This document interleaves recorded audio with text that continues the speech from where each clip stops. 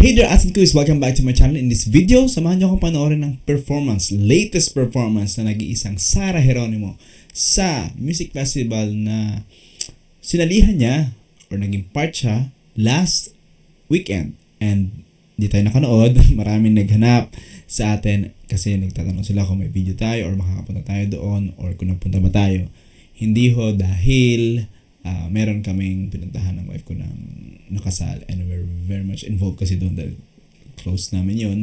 So we had to be there talaga. At yun, it's a great thing always with a great feeling din na you're seeing couple much more kung di ba close nyo. Kaya grabe. And grabe din naman ang feelings din natin dito sa papanoorin natin dahil ginalaw ho ni Miss Sarah G ang baso sa request natin na sana may bago. At ito, may bago talaga dahil sinolo lang naman niya ang Umaaligid na kinanta. Alam naman natin yung collaboration. It's a wonderful collaboration between SB19 and Sarah Geronimo. And now, mag-isa lang siyang magpe-perform. So, tara. I'm excited kasi finally may nakita tayong video thanks to Popstar James. Kuis, thank you so much on this one. Kasi actually hinihintay ko yung full video from that group na kasi yung group na to na officially naging part ng festival for the photo and vid. Sila rin kasi yung same group na kinuha namin for our wedding. So kaya I'm sure ang ganda-ganda ng mga shots. So, pero wala pa silang nire-release and can't wait to watch this na. At mabigay na sa inyo ang ating din reaction for this performance. Kaya tara, samahan niyo ako. Baka yung iba sa inyo di pa rin napanood ng full. Kasi walang video na available. Pero this one, thanks to Popstar James.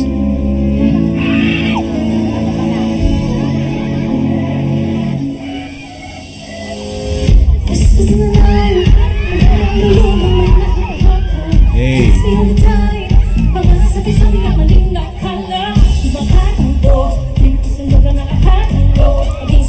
Yeah. Alright, so she's doing the steps din no ng Umaaligid.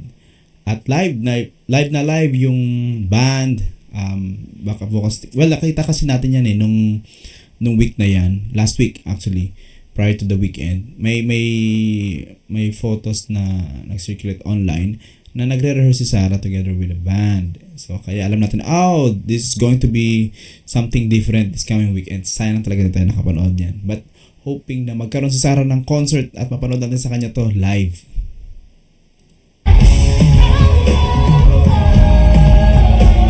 Yeah.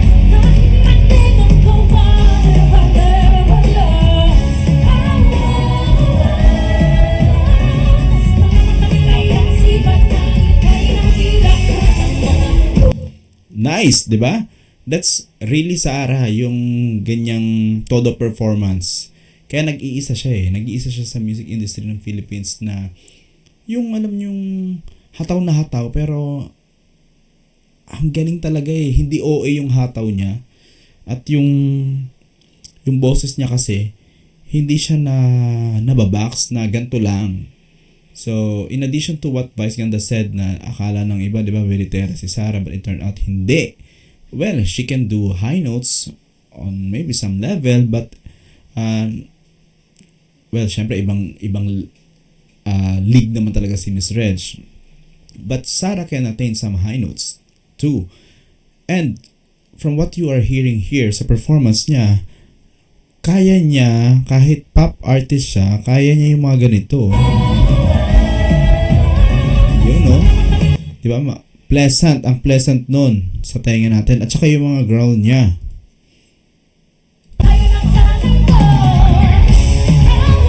Yun. Diba? Yun, no? Pangalawa.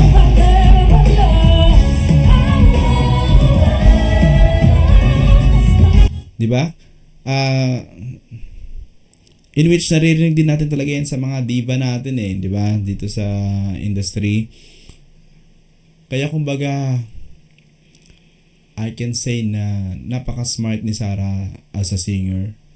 Alam niya kung anong placement ng boses niya dito, ano yung mga kailangan niyang gawin, ano yung mga kailangan niyang idagdag to make this performance more exciting. Okay, tuloy natin.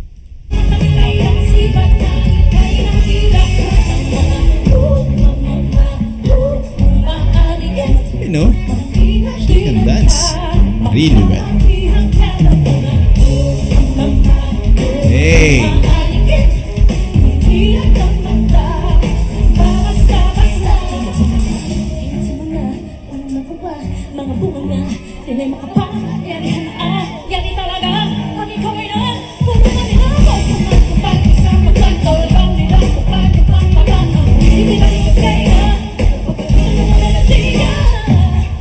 Nice! O, diba? Pati yung ganun.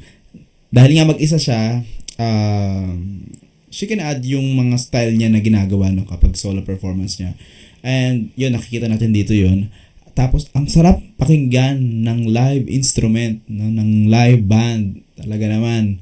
Kaya, buhay na buhay yung, hindi naman patay noon ang umalig. Ibig ko sabihin, mas buhay na buhay. At talagang mas nagdadagdag talaga ng ganda lalo sa performance ng mga artist natin pag live yung instrument.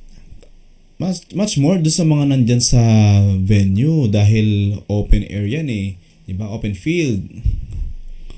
At doon nagpe-perform yung artist. Tapos talagang rinig na rinig nila yan. Kaya sayang, dyan lang tayo napunta. Ulitin ko, sayang.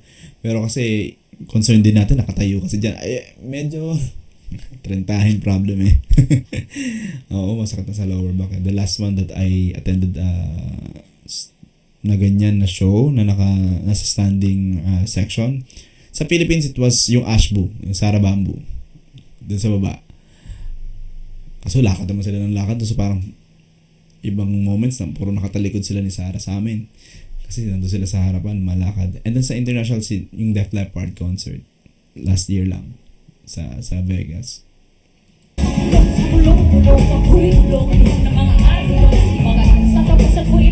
Yeah.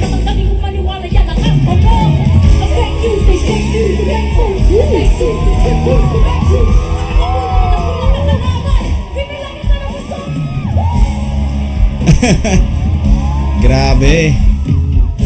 From that kasi, kung napansin nyo, hindi na bilang kita sa araw na yun. Tapos ginanyan pa niya yung mic.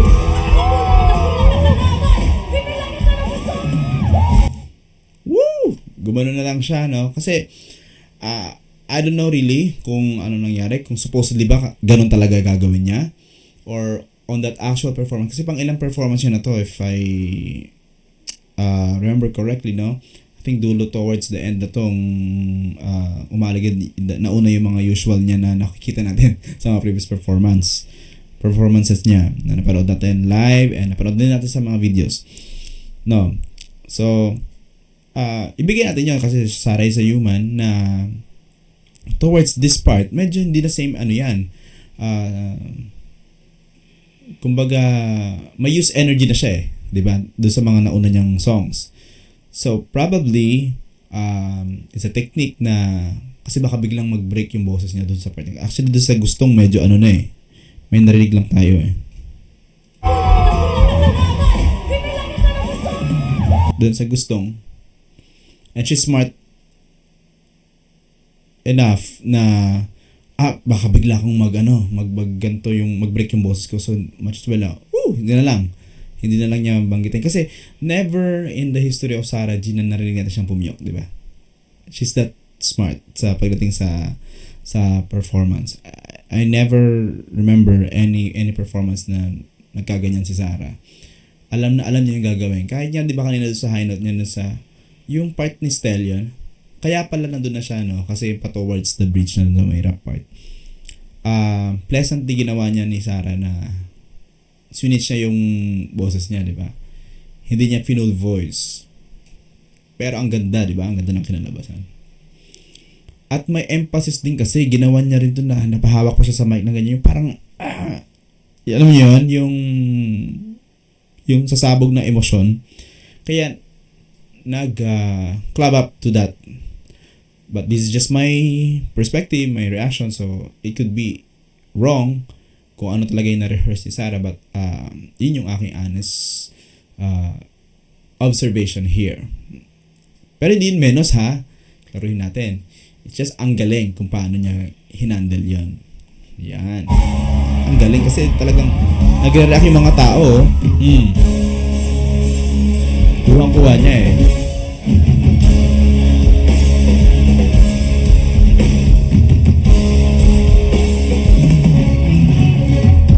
Akala ko rin ano na siya yung di ba? Hindi pa. May drums wala. Ayun, dito pala. Hey!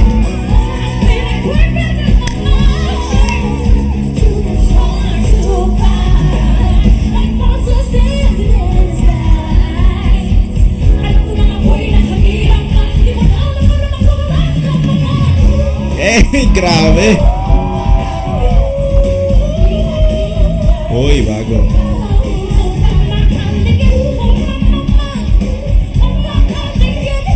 Nice. Oh, ay, sana malaglag ka sa stage. Woo!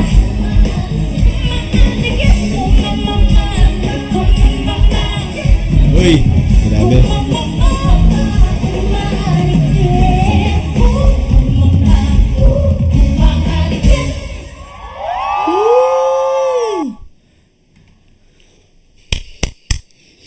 Wow, grabe, Sarah. You know what, this weekend kasi nangyari yan and at the same time, ito yung weekend na nagkaroon na yung Sex Bomb ng 3, 4, 5. So I was thinking, dahil yung round 4 to ng Sex Bomb, tapos si Sarah is on the other part ng area na yun. Diyan lang din yan, magkakatabi lang yan eh, Moa Arena and then itong, I think SMDC Festival Ground to. So baka ako sa Sunday lalabas Sarah with the Sex Bomb. Kasi di ba remember, there was a video of Sarah and Rochelle. Ayos din yun, di ba? And Paolo Balasiano was a director and possibly pwede niyang matap or I don't know, depende rin naman sa group. Kasi si Sir Gary nga lumabas eh. But medyo anticipate ko doon si Paolo B nga. And Miss Regine nung Friday. Yun yung napanood natin. Very, very sulit talaga yun. Galing. So, anyway, meron pa daw round 6 and may local tours pa, international tours ang Sex Bomb. So, kindly support them as well as much as we support the rest of the Filipino artists. And I can say na talagang ang gagaling nila. At ang blessed natin na we are being given a chance and opportunity to witness these talents. Much more with Sarah Geronimo talaga naman. We're just waiting here, SARS, na magkaroon ka ng concert soon. Or kahit next year, sige. Pero sana this year meron. At talaga namang full support kami dyan. Papanoorin ka namin kasi we are missing really yung mga performance na mga ganito and we want more na mga ganito pang performance. Kasi ito yung mga performance na alam niyo yun, yung todo, sulit at hindi nagdadamot sa talent. Yun yung meron din sa Sex Bomb nung concert nila eh. Talaga naman kaya ang galing. Kaya solid yung mga followers nila eh. And Popster, solid din kayo with regard to Sarah. Kaya Sarah G, we can see you in a concert sa mas malaking venue. Alright, maraming salamat mga Popsters sa pag-stay sa aking channel. At ano ba masasabi niyo sa performance sa Sarah dito sa Umaaligid? Solo siya. Paki-comment lang sa ating comment section at labasan natin. Okay, maraming salamat sa panonood ng video na to. Like kayo, mag-ingat. Bye-bye!